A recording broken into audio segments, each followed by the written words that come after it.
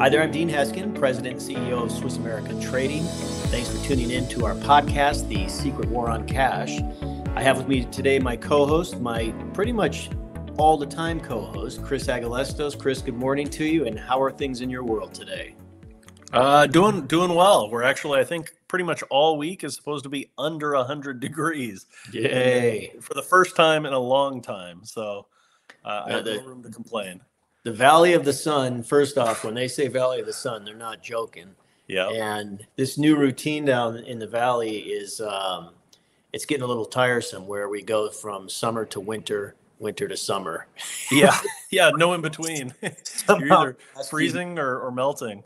We've lost a couple seasons in the mix, and it's not just losing the seasons; it's the uncomfortableness of losing those seasons. Yeah, it shouldn't be over 100 when you're almost Halloween and that's right, Thanksgiving actually. So I know it's crazy. Anyway, I'm sure people aren't tuned in to hear us talk about the weather. You sure? We will. Let's get right into it here. Yeah. This first article, Chris, it's different than other. It's in the same vein of things we've been talking about, and what I'm referring to there is like banks and the banking system. Mm-hmm. But this was an interesting little twist on that, if you will.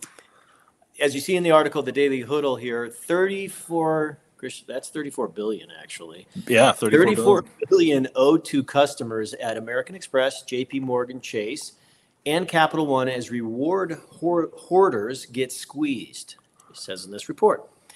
And when I first saw this, I was like, oh gosh, here we go again, another grouping of banks that have, defrauded people.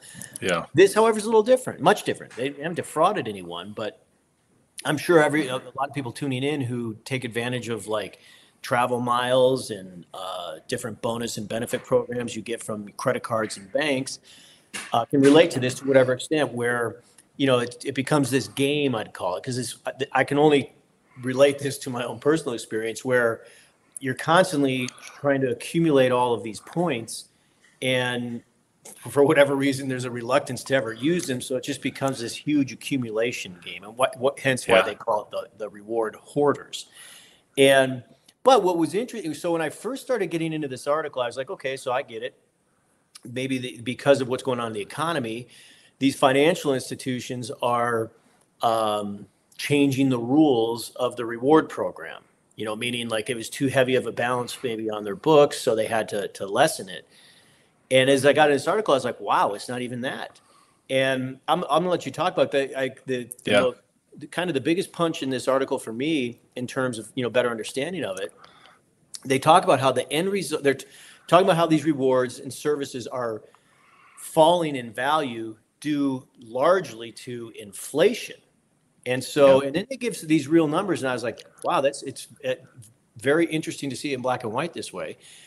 The end result is that someone who gathered 100,000, and they're using Capital One as an example here, but 100,000 Capital One points in 2020 and left it alone, now has a pile that's effectively worth 82,600. Yeah. So just to show you, it's just yet another example of, when we hear these politicians and these legislators and what have you, going into an election now, you hear the back and forth with various candidates about, inflation and what is cost of living really looking like in this country. Do we really have inflation? Is this a thing? This is just another example of how expensive things have gotten. And this is only the course of, give or take, 4 years, where you're talking nearly a 20% reduction for something that was just sitting there. And that's why at Swiss America, we advocate people being diversified into various forms of investment, not least of which being gold, because look, that's gone down 20% in 4 years because it was just sitting there like money sitting in a bank. Whereas like people tuned into this podcast, which many people did take advantage of from a timing standpoint at the end of last year when gold was less than 2,000, and we were saying, hey, look at all these experts, these analysts out there, these forecasters who are talking about gold going to 3,000, maybe more by the end of this year. And lo and behold, we're sitting just shy of $2,700 an ounce today. So that 20% loss in 4 years, when you take a look at something that improved by nearly, we'll call it $600, which would be what, 30 plus percent this year. That's how you counterbalance the erosive effects of inflation. But Yeah. this is interesting. I mean, tell me what your thoughts are. Well, I'll tell you, when I first saw this, I sort of freaked out a little bit because I've been hoarding my points just like they talk about here, because I want to build them up and, hey, use them for a good family trip or something like that. And of course, I've been telling people to, diversify with their investments, for the 30 years now. And here I am realizing that I've just been losing value by sitting on these points. I didn't realize I had to diversify my credit card points. And so as soon as I was looking at this, reading through it this morning, I thought, okay, before the end of the week, I really need to log into my accounts and see where my points are and use them. I guess it's use them or lose them. But in this case, you're losing them to inflation. And they specifically said in there when it comes to flights, and maybe it's a little different because of maybe the cost of fuel or something like that, but it takes 28% more points to book a flight. Right. And so obviously, especially hotel and airfare, airline reservations are requiring more points for redemption. So yeah, I guess use those points, people. Maybe a good new rule of thumb is use them every year. This year I'm going to use last year's points, and actually I have another card too where I think I can just cash out the points. I'm kind of thinking maybe I do that, cash it out, and then take the money and pick up some gold or some silver to where at least it can grow. Sure. Then fall by 20+%. Yeah, I mean it's really interesting because it's just and we've talked about this and we'll continue to talk about this a lot, how like inflation is at every turn, in every area of our life. And this just speaks to that point where like you wouldn't even think of it in these terms, but the fact that there is a quantifiable loss that you are dealing with here for something that you had sitting there that now is worth even that much less. So interesting, and again, like I say, something that I'd never even dawned on me to that was just yet another area of vulnerability. So this next article, since we're talking about banks a little bit or financial institutions, 10th largest U.S. bank paying $3.1 billion. I don't even think, Chris, that we have to use the word million anymore because it just doesn't apply. Because of inflation, everything is billions now. Billions or trillions, or trillions. Yeah. But they're paying $3.1 billion fine in what they're calling a historic admission of guilt after criminals dump piles of cash on banks' counters. Now, we've covered this story before because this is TD, the TD Bank. Mm-hmm. And what was interesting about they were, now it's been discovered, hence why they're paying the $1 billion fine, or multi-billion-dollar fine. They were knowingly like money laundering. Yeah. And what I don't, maybe it's just me, but like I would have to believe, I'm not going to use my name or your name, but let's just say someone else out there was laundering money and they got caught. Yeah. Like I would believe, and I'm pretty sure that's like an instant ticket to jail. Yeah. So like you got these banks who knowingly were money laundering. And somewhere in this article, it talks about how for years they were told about this, they need to do something about it or blah, blah, blah, blah. Totally ignored it. Yeah. It is great that there was a fine of $3.1 billion, but I didn't have a chance to get through this article. I know it's a quick read. I just kind of happened to just catch it when I was in the middle of a few things, but that I saw, I don't see anything. And maybe it came out in an earlier article of anybody being fired or anybody losing their job or for that matter, like, why does this bank not just get shut down? Yeah. I didn't see anything in there about any personal accountability. And like you said, here I am every year doing my taxes, hoping I don't make a mistake and end up getting in trouble by the IRS, right? Here's a bank that some of their employees are knowingly taking cash and laundering money for criminal networks. I mean, they said at one example is people coming in dumping bags of cash on the counter, right? I mean, we're, in the financial services industry, we're taught to look at anybody that's dealing in cash as almost presume them guilty rather than innocent, because if they're dealing in large amounts of cash, the IRS wants us looking at them. So, it's crazy. They pled guilty. So they're admitting it. They're not even saying, "Oh no, we just made a little mistake." I mean, they're pleading guilty. They were warned multiple times and didn't fix their procedures. And what also jumped out to me here is they failed to track trillions of dollars of transactions. So they're being fined $3 billion, but how much did it benefit them, and over how many years?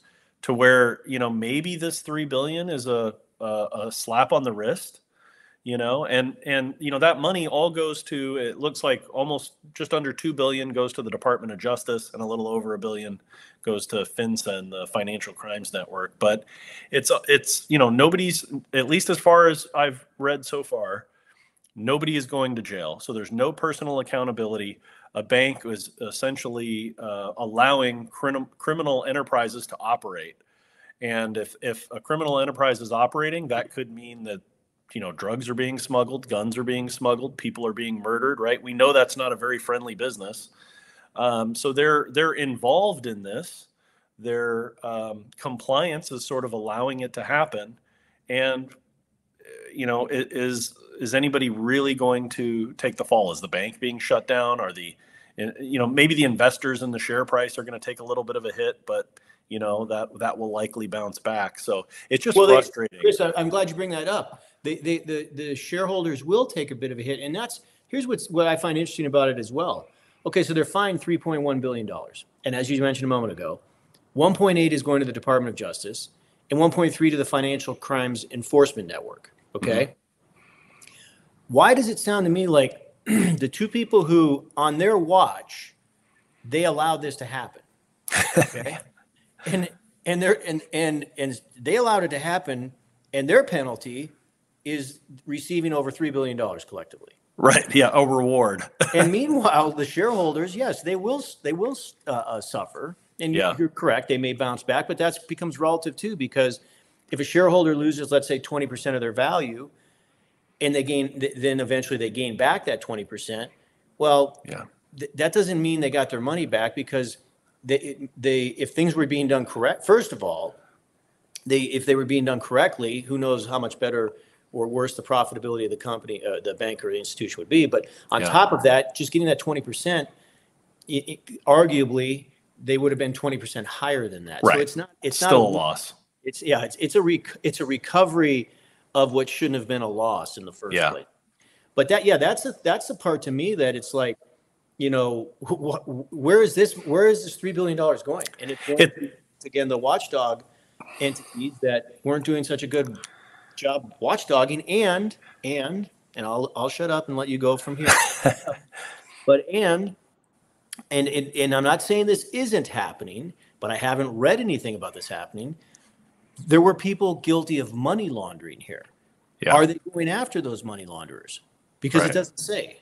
No, it doesn't specify. And you would think if individuals were being held accountable, the Justice Department would want to kind of, hold that up to warn people and let people know, look, actions do have consequences. And I mean, it almost looks like some sort of payoff, like the regulating authorities allowed this to happen.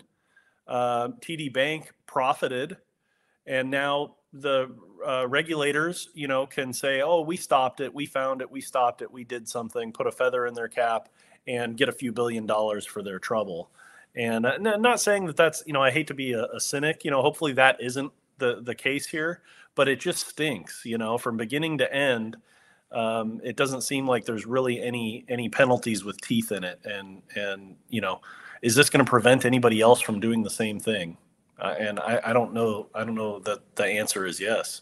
I totally agree. And look, understand something here. We're talking money laundering to the tunes of trillions. That's a lot. So this is not a little fish. Like Right. there are some big fish that are swimming in that ocean. You know, it's not like they have to go look for a million different people who did, you know, $1 trillion worth of this damage. I mean, this should be something that is a very, we'll say, catchable person and or problem. So Yeah. for those of you tuning in, look, this is the reason you buy gold and silver. It gives you something that's tangible. It gives you something that you can go put your hands on when you need to. You don't have to worry about, you know, another person transacting that's going to have an effect on your money, period. So if you want to learn more about that, please feel free and contact our office at 1-800-289-2646, or you can visit us online at swissamerica.com. Thank you for tuning in to this episode of our podcast. And if you're not subscribed, please do, as we'd love to bring you more information like this. And as we navigate these waters of our new financial markets, our new economy, and it just seems like that is a term that is going to keep evolving by the day. Chris, thanks for being here. Those of you tuning in, have a great rest of your week. Yep. Thanks a lot.